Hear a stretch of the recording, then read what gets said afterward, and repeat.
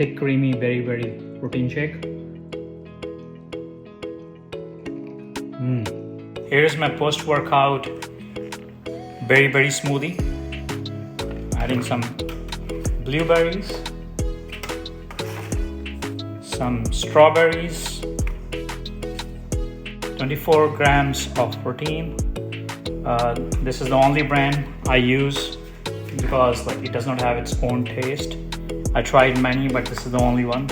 I added a tablespoon of sugar because I like sweet, and then I am adding a little bit of milk for the taste. You can skip this step, followed by a glass of water.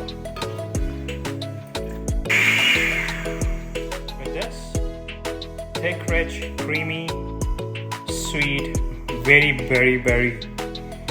protein shake is ready.